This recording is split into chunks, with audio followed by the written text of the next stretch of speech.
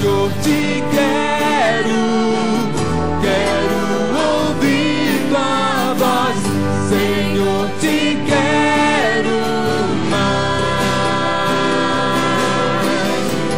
Quero tocar-te, tua face eu quero ver. Senhor, te quero mais. Eu sei que indo para o alvo eu vou, a coroa conquistar. Vou lutando toda hora em me impedir, eu vou te seguir, conhecer-te eu quero mais. Senhor, te quero ouvir tua voz. Senhor, te quero mais.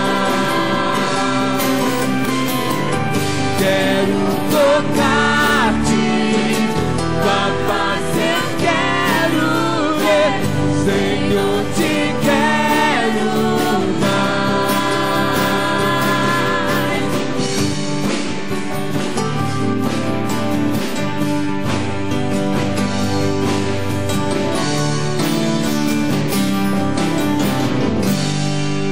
Aleluia. Série Superando os Inimigos da Abundância. Tema específico de hoje: já passou da hora de entrar na festa. Série, me ajude, superando. Bem alto, querido, superando. Tema específico de hoje, me ajude, já. Lucas capítulo 15, versículo 11, a denominada parábola do filho pródigo. Na verdade, essa denominação foi feita pela igreja no decorrer dos séculos. A Bíblia não diz que é a parábola do filho pródigo, né? É a parábola de um pai e dois filhos, porque os três são personagens centrais da história. Aliás, o filho mais velho é tão importante na história quanto o filho mais novo. Aliás, até se você pegar o contexto em que Jesus estava falando, ele estava falando mais para os filhos mais velhos até do que para os filhos mais novos. Porque ele estava falando para um grupo de fariseus, né, de doutores da lei, e eles estavam muito escandalizados, porque Jesus falava com publicanos, com pecadores, acolhia prostitutas. Então eles estavam muito assustados com isso. Para explicar tudo isso, Jesus compõe então algo divino. Numa pequena história, numa pequena parábola, ele compõe três personagens extremamente significativos, extremamente profundos, com ensinamentos extremamente aprofundados e significativos para cada um de nós.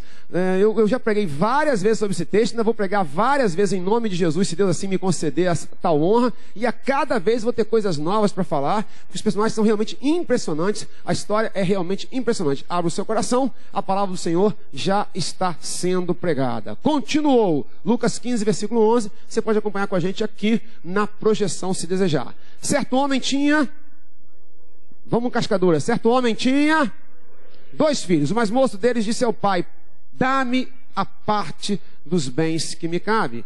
E ele lhes repartiu os haveres. Passados não muitos dias, o filho mais moço, juntando tudo que era seu, partiu para uma terra distante, e lá dissipou todos os seus bens, vivendo dissolutamente. Depois de ter consumido tudo, sobreveio àquele país uma grande fome, e ele começou a passar necessidade. Então ele foi e se agregou a um dos cidadãos daquela terra, e este mandou para os seus campos a guardar porcos. Ali desejava ele fartar-se das alfarrobas que os porcos comiam, mas ninguém lhe dava nada. Então, caindo em si, disse: quantos trabalhadores de meu pai têm pão com fartura, e eu aqui morro de fome? Levantar-me-ei, irei ter com meu pai, e lhe direi: pai, pequei contra o céu e diante de ti, já não sou digno de ser chamado teu filho, trata-me como um dos teus trabalhadores. E levantando-se foi para o seu pai. Vinha ele ainda longe, quando seu pai o avistou, e compadecido dele, correndo, o abraçou e beijou. E o filho lhe disse: pai, pequei contra o céu e diante de ti, já não sou digno de ser chamado teu filho. O pai, porém, disse aos seus servos: trazei depressa a melhor roupa, vestiu, ponde-lhe um anel no dedo e sandália nos pés. Trazei também e matai o novilho cevado.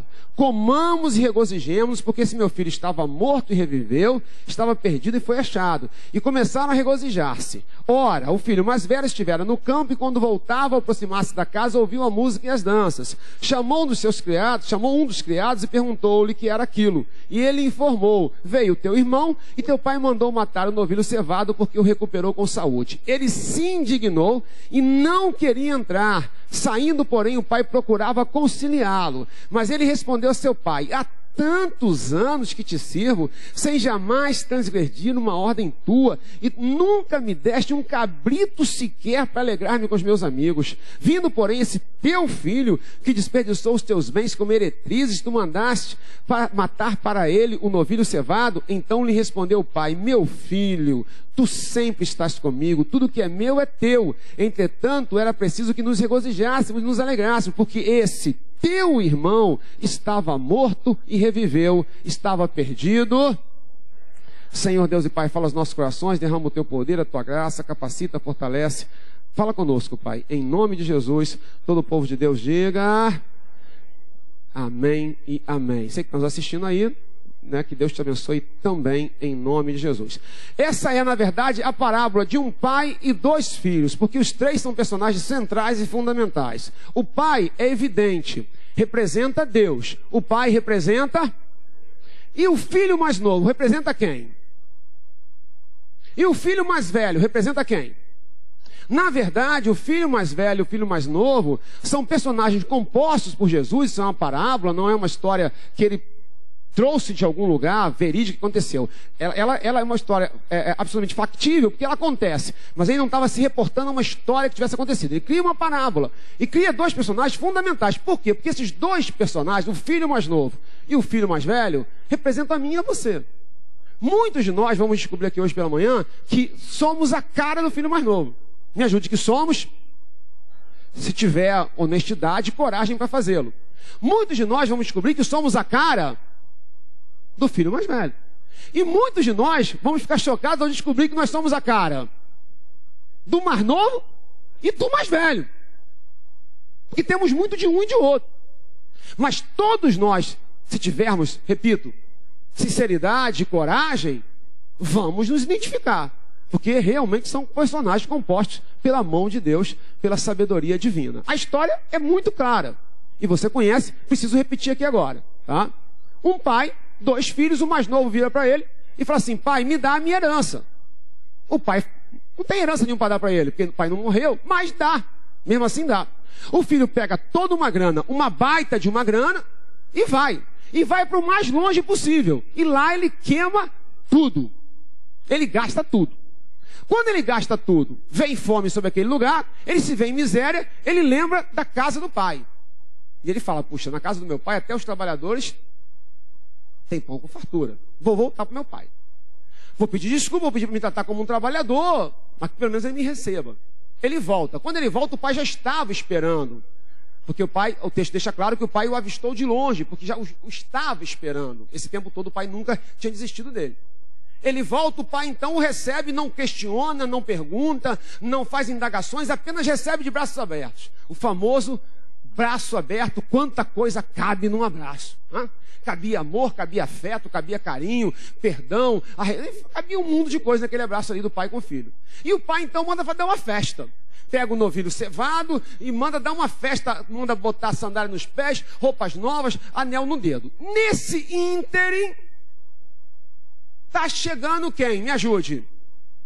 Me ajude. Está chegando quem? Que olha e não entende nada. Porque ele saiu de manhã, a casa estava naquele marasmo. Ele saiu de manhã, estava aquela tristeza sepulcral. Quando ele volta, a casa está... Ele não entende nada, porque ele sabe da dor do pai. Ele sabe o quanto o pai sofria pela ausência do filho mais novo. Ele então pergunta a um dos criados: o que está acontecendo? O criado fala: olha, é isso, teu filho, teu irmão voltou, o pai deu uma festa. Quando ele descobre que a festa era, me ajude, ele entra em pânico, ele entra em crise. Ele entra em crise.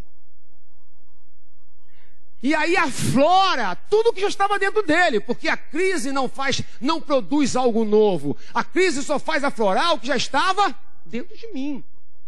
Irmãos, parênteses aqui agora. Ninguém cai à toa. Me perdoe. E eu me incluo nisso aqui agora.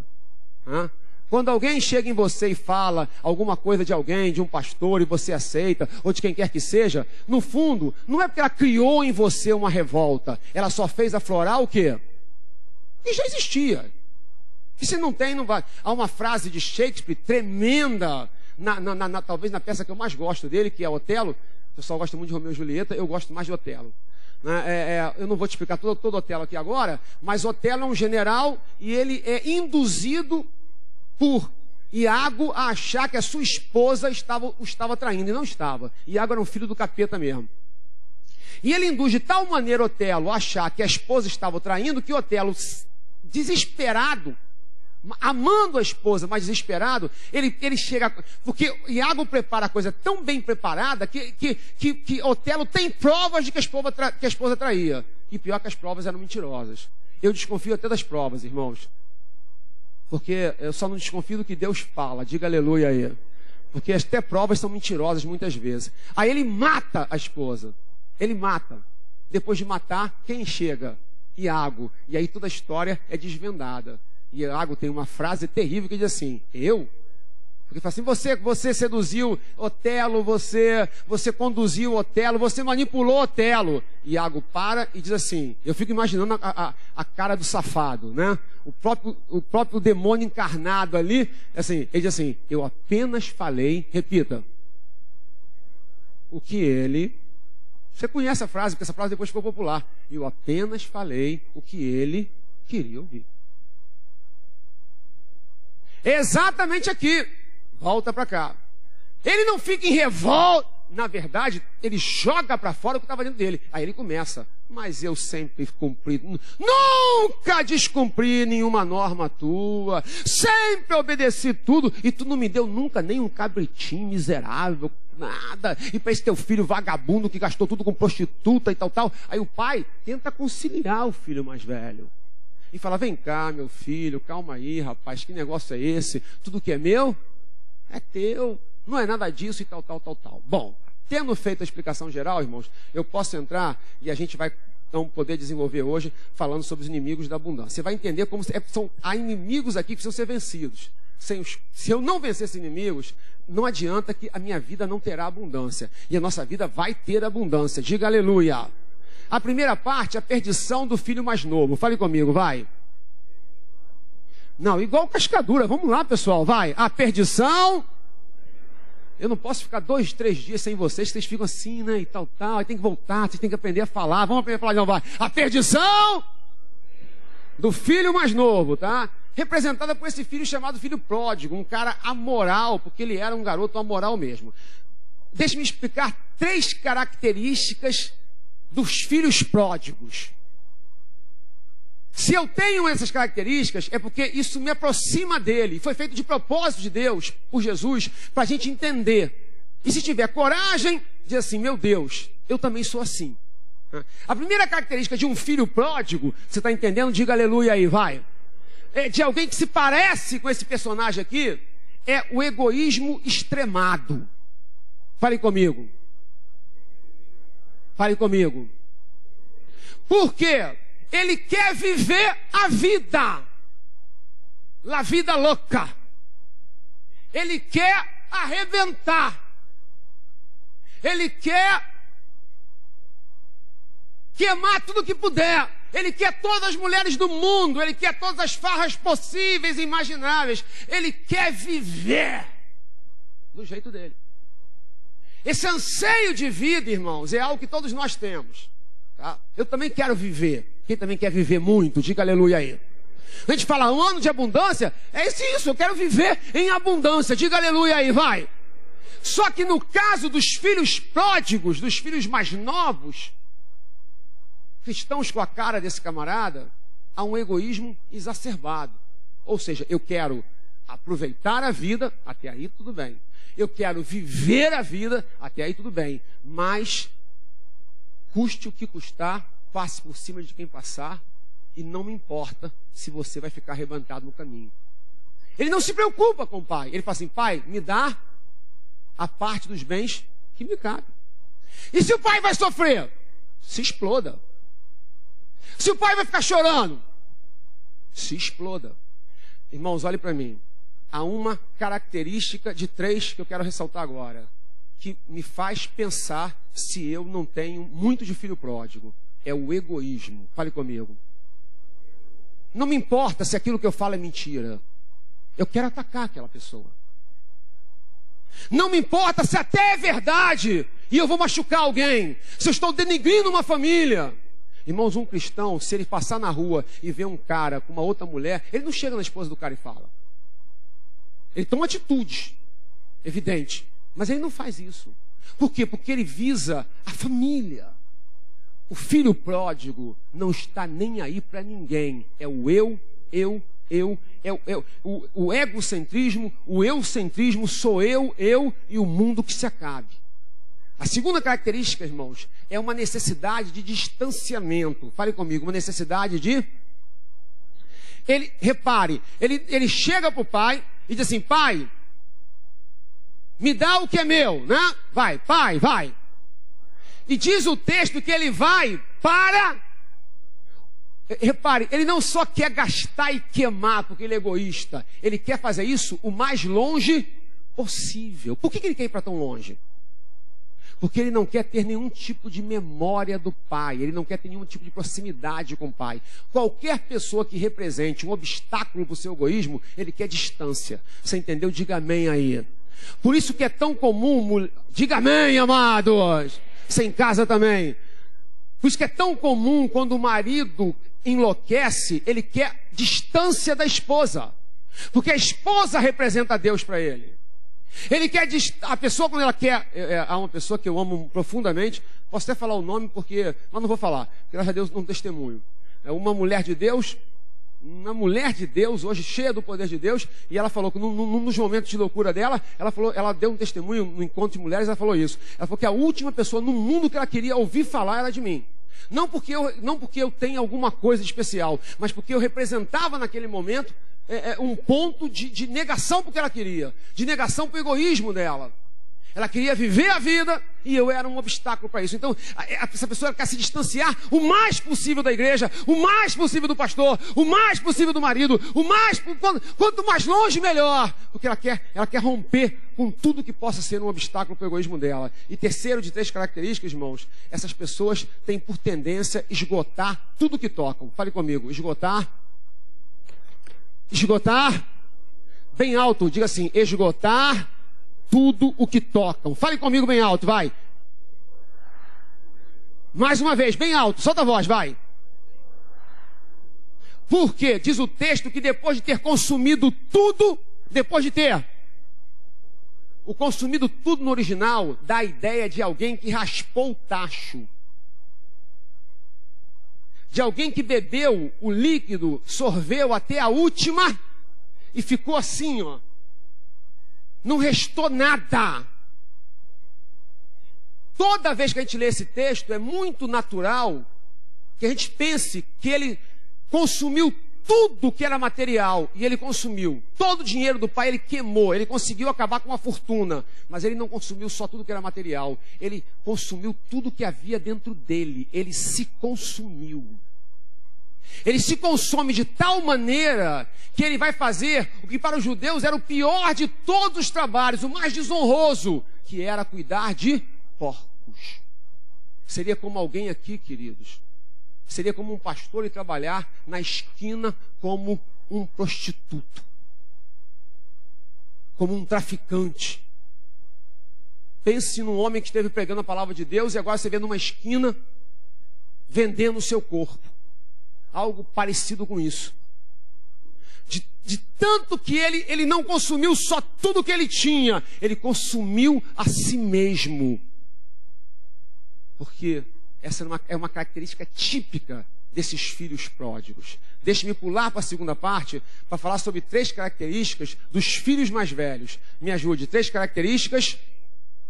A perdição do filho mais velho, né? Se o filho mais novo é caracterizado por uma imoralidade, esse aqui é caracterizado pelo moralismo. Esse aqui, ele é o típico moralista. Não confunda uma pessoa que tenha moral com uma pessoa que seja moralista, que são coisas completamente diferentes. E eu explico aqui no decorrer dessas características. Primeira característica, e olhe para mim e me dê sua honrosa atenção, dos filhos mais velhos. Primeira característica, para mim saber se eu tenho a cara desse camarada. A primeira característica é a falta de festa na vida. Fale comigo.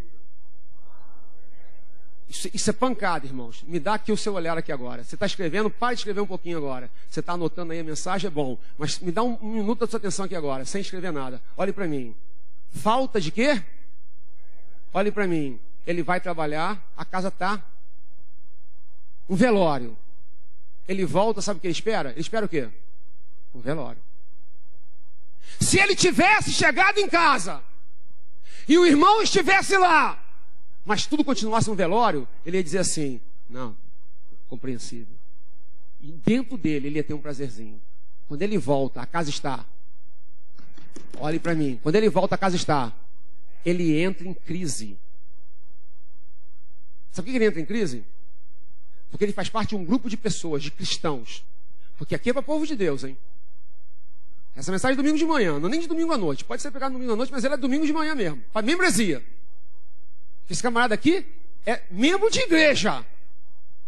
Esse camarada aqui é aquele que não se alegra, me ajude, aquele que com nada, e quando ele vê alegria em alguém, fala comigo, ele fica em crise, ele entra em crise. Ele entra em crise. Você vê que ele fica doido. Ele enlouquece. Eu que trabalho o tempo todo, nunca me deram nada. Esse moleque aqui, esse vagabundo, dá tudo pra ele. Como é que ele tem tudo, eu não tenho nada? Ele pira. Aquele rapaz centrado, tão certinho, que nunca, segundo as próprias palavras, cometeu um deslize. Não se ofenda, eu tenho pavor de quem nunca cometeu. Tenho pavor desse pessoal. Tenho horror desse pessoal. Primeiro porque são mentirosos. Segundo porque são hipócritas. Se ao final dessa mensagem eu perguntar aqui, quem nunca se identificou com o filho mais novo, o filho mais velho, você fala assim, eu nunca me identifiquei com nada deles, fica de pé para me chamar de mentiroso. Porque esse camarada é a cara de muita gente, o outro também. E muitas vezes eu penso assim, meu Deus, será que eu sou assim também? Em que você dá uma crise no sucesso dos outros, rapaz. É uma doideira isso. E aí a gente vê os argumentos teológicos, porque nós somos bons de argumento teológico quando não interessa pra gente, né? Senhor, aquele ímpio, como é que pode? Aquele ímpio prospera? Vai, fala aí, vai. Fala, filho mais velho, fala, vai. Fala, filho mais velho, fala, vai. Que estou na igreja. Sabe o que você está dizendo? Aquele vagabundo que gastou com prostituta, tu dá tudo. Para mim, que compro tudo aqui dentro, nada. Nada. Olha, irmãos, eu só terei abundância na minha vida quando eu entender que a sua festa, eu posso participar dela. Esse garoto é uma besta. Porque era hora dele entrar na festa. E se não fosse por o irmão, ele tivesse lá, não, esse irmão e tal, eu não aguento esse camarada, eu não aguento esse meu irmão mais novo, esse meu irmão mais novo, não dá, que ele entrasse na festa por amor ao Pai. Diga comigo, que ele entrasse na festa, ele não entra porque não tem amor a ninguém, esse também é egoísta, ele tem amor à sua própria dor. O outro tem amor à sua necessidade de satisfazer os seus desejos. Esse aqui tem um amor louco pela sua própria tristeza, pela sua própria angústia. No tempo devido, eu vou voltar a esse texto na próxima mensagem e eu vou desenvolver esses aspectos que eu aqui agora estou só pontuando, porque são muitos aspectos, tá? A segunda característica do filho mais novo, do filho mais velho, a segunda característica é a total falta de liberdade. Me ajude, a total falta. Esse camarada está preso, escravizado por cadeias de frustrações. Olhe para mim, esse camarada é um camarada frustrado, é um camarada recalcado, é um camarada traumatizado e que posa de crente. E posa de fariseu, isso é a cara do fariseu. Posa de moralista. Esse camarada, irmão, é aquele que ele vem num domingo, ele vem no dia 31 de dezembro aqui na nossa igreja, E festa a gente faz mesmo para a glória de Deus. Diga aleluia aí quem gosta de festa para Jesus. E aí é luz para tudo quanto é lado. Quem passou 31 aqui com a gente? Deixa eu ver. Profecia também foi assim. Quem estava na profecia aqui? Deixa eu ver. E é luz para tudo quanto é lado. É louvor ao Senhor, é adoração. Festa ao Senhor Jesus, Rei da Glória. E ele olha e fala assim: isso é um absurdo, é o mundo para dentro da igreja. Como é que pode? Isso é uma depravação. Sabe por quê? Porque ele não consegue se alegrar, porque ele é infeliz. Me ajude, ele não consegue. E quando ele vê alegria, ele entra em crise. Ele entra em crise. Se ele, irmãos, se ele vê alguém cheio do Espírito Santo, se ele vê o cara é frio. Se o cara estiver cheio do Espírito Santo, é porque está na carne. Porque ele entra em crise toda vez que ele vê sucesso. Ele entra em crise toda vez que ele vê algo acontecendo de bom na vida de alguém. Porque ele é escravo, e essa é a segunda parte, ele não tem liberdade de ser feliz. Ele não tem liberdade de adorar a Deus. Ele não tem liberdade sequer de chamar o seu pai de pai. E aí a terceira característica, irmãos, a falta de compreensão de quem realmente era o pai. Diga comigo, a falta...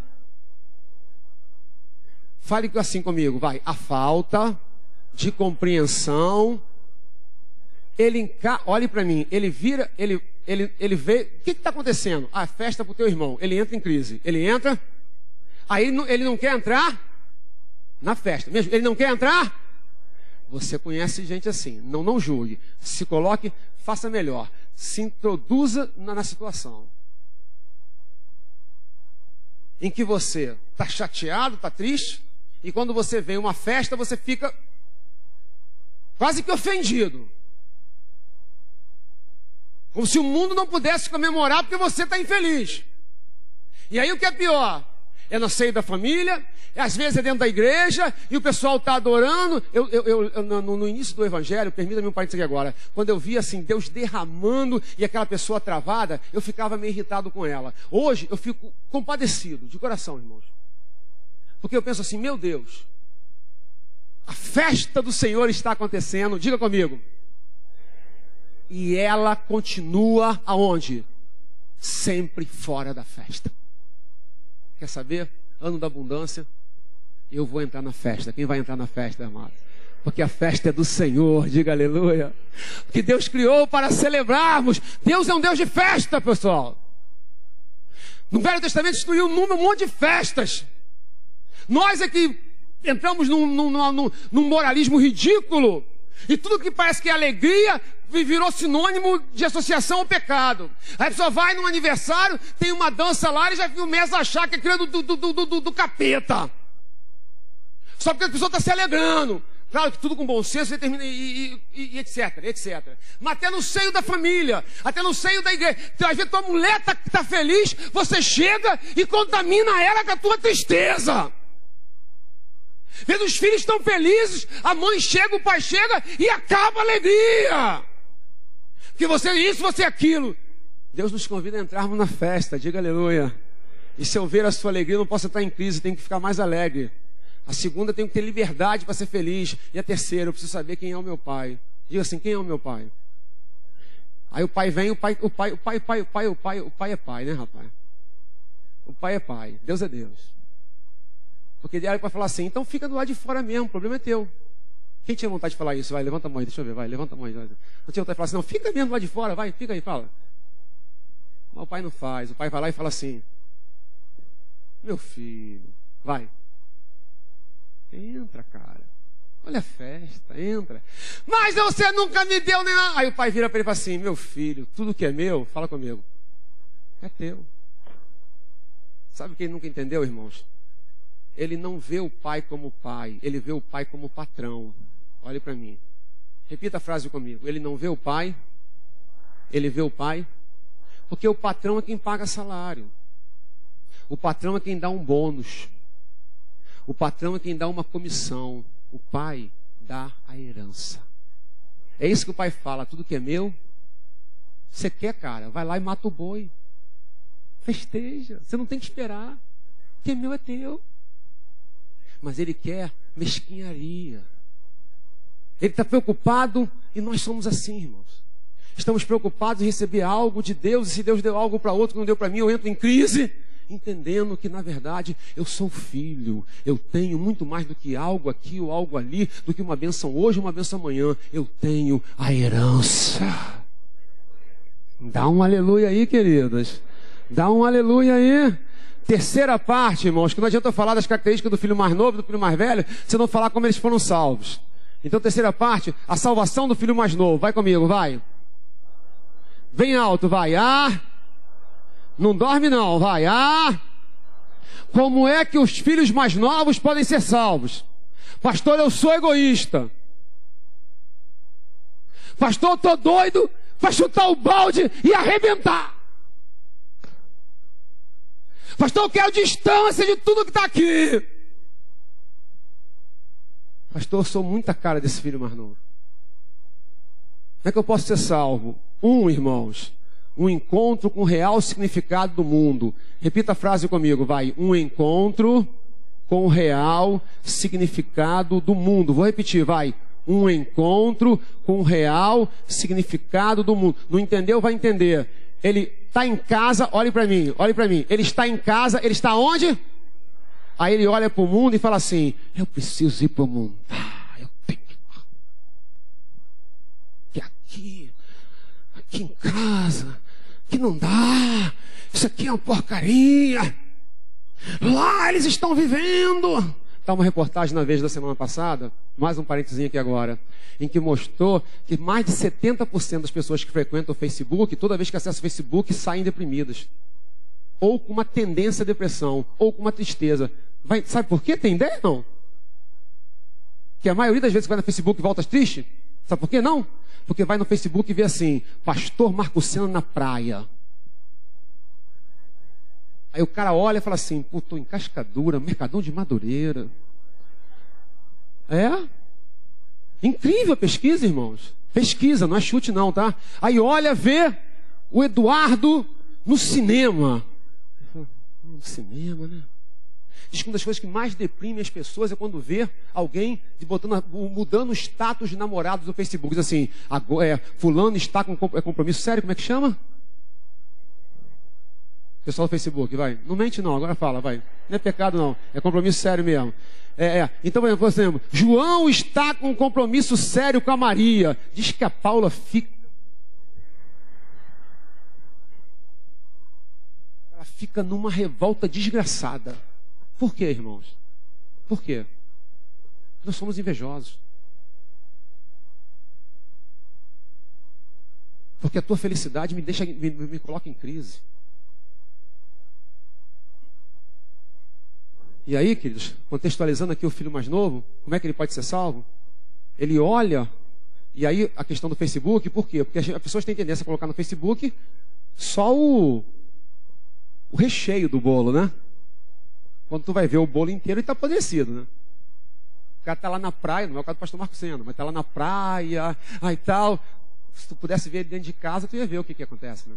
Não é o caso do pastor Marcos Sena, claro. Nem do Eduardo. O fato é, queridos, que esse rapaz só consegue ser salvo. Me ajude, esse rapaz, quando ele conhece o mundo como ele é. É quando ele está no meio dos porcos. Olhe para mim, porque isso é seríssimo. É quando ele está, que ele fala, meu Deus, a casa do meu pai era boa. Muita gente que está aqui há muitos anos, quem está na casa do pai há muitos anos, perdeu o real significado do mundo. Está começando a achar que lá é bom.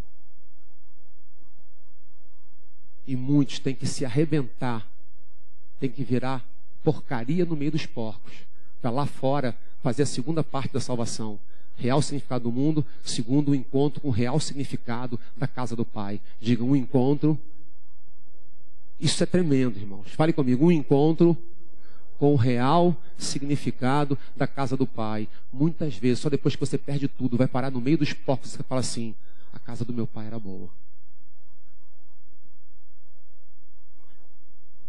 De vez em quando, irmãos, de vez em sempre, a gente tem que administrar algumas coisas na igreja, né? Algumas crisezinhas e tal, faz parte. É um conflitozinho aqui, um conflitozinho ali. Mas aqui, se a pessoa entrar em conflito comigo, sabe o que ela faz? Ela vai ali falar mal de mim no bar, da esquina, sei lá onde for. no Balé Bolshoi, o diretor artístico do Balé Bolshoi fez algumas mudanças. O cara tem 42 anos, foi o primeiro bailarino do Bolshoi. E ele começou a fazer algumas mudanças, começou a mexer em algumas pessoas. Você sabe o que fizeram com ele? Jogaram ácido na cara do camarada. Ácido. E a reportagem da Veja fala sobre isso, e ela narra algumas coisas que acontecem nos bastidores do balé. Tu fica horrorizado, fala assim, isso é o inferno. Isso é o fim do mundo. Aqui nego fala mal da gente. Quer saber? Aleluia! Eu estava até falando com os pastores, eu estou até com medo de falar isso no púlpito, e vai que alguém tenha a infeliz ideia de jogar ácido na minha cara? Está repreendido em nome de Jesus. Mas aqui normalmente não tem essa ideia. A ideia do cara é falar mal de mim. Mas está vendo como até nisso a casa do Pai é espetacular? A casa do Pai tem muitos problemas, irmãos. Mas sempre será o melhor lugar do mundo. A casa do Pai. Mas olhe para mim. Você está aqui há tanto tempo que você esquece. Você começa a romantizar o mundo. Você começa a romantizar o capeta. O capeta começa a não ficar tão vermelho. Ele começa a ficar assim meio rosado. Quase que bronzeado. E a igreja começa a ficar cada vez mais escura. Aí o Pai não tem outro jeito. Deixa você ir, se quebrar no meio, e aí você descobre o real significado do mundo. Tu fala assim, isso aqui é o inferno. Na casa do meu Pai, até o mais humilde vive melhor que o melhor daqui. É o que ele fala. Na casa do meu Pai, até os trabalhadores, diga comigo, tem pão com fartura. Quer repetir a frase comigo? Diz assim, na casa do meu Pai, fale, vai. Até tem pão. Diga mais uma vez, na casa do meu Pai, até tem pão.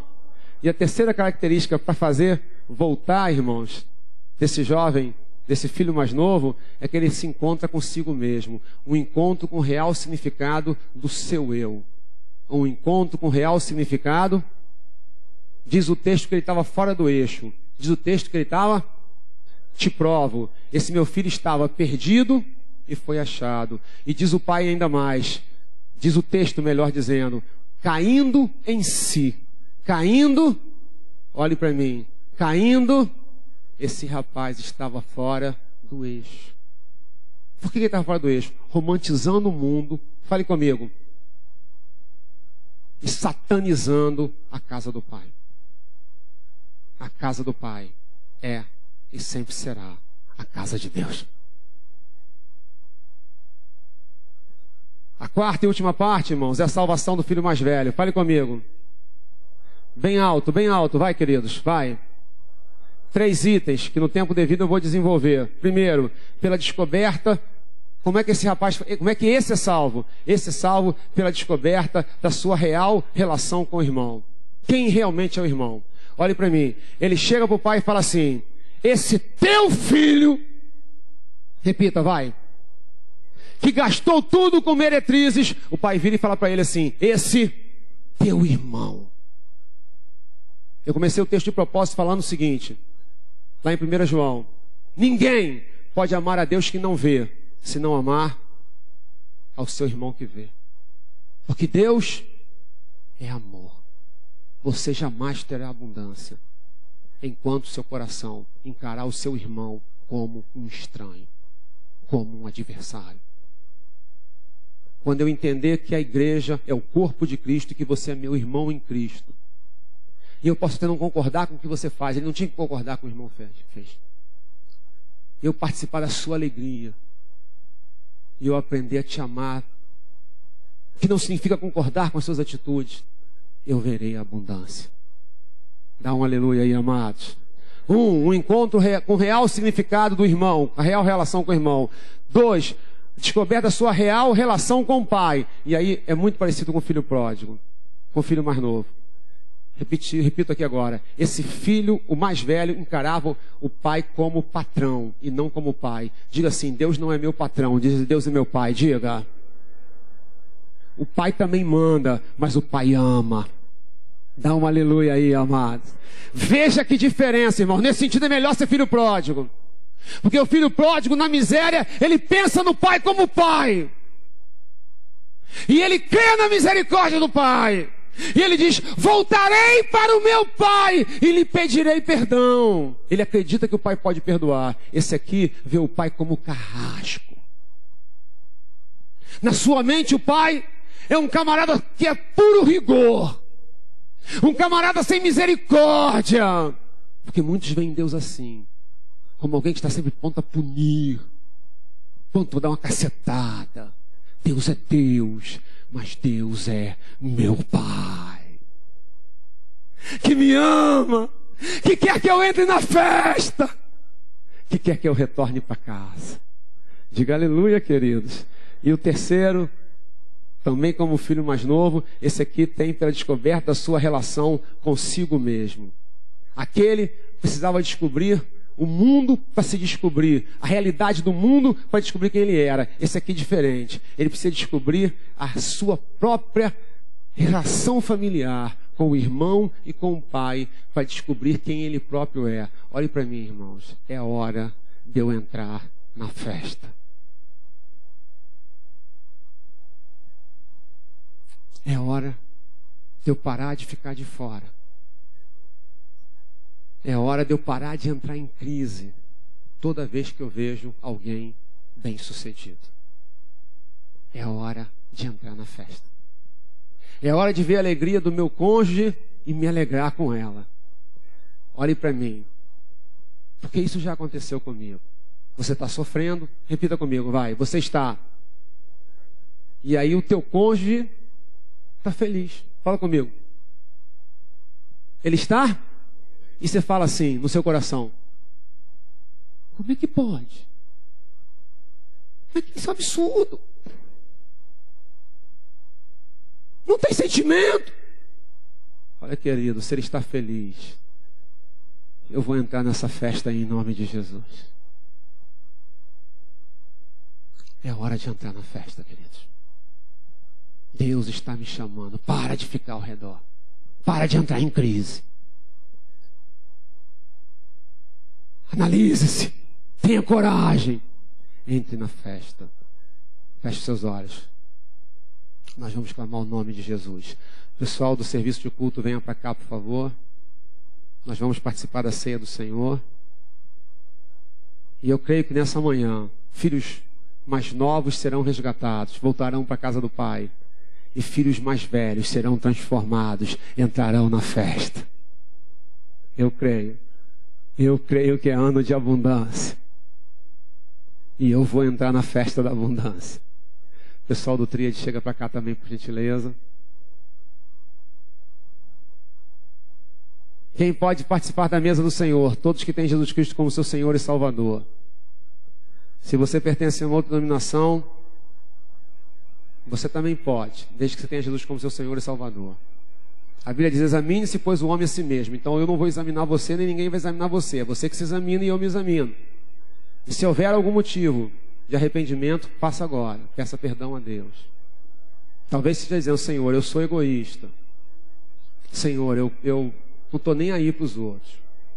Senhor, eu sou um cara mal-humorado. Eu nunca entro na festa. Senhor, eu sou invejoso. Eu sou aquele que vai no Facebook para cutucar e quando vejo no fundo de mim, sinto uma tristeza pela alegria dos outros. Mas nessa manhã, eu vou voltar para a casa do Pai. Nessa manhã, eu vou entrar na festa do meu irmão.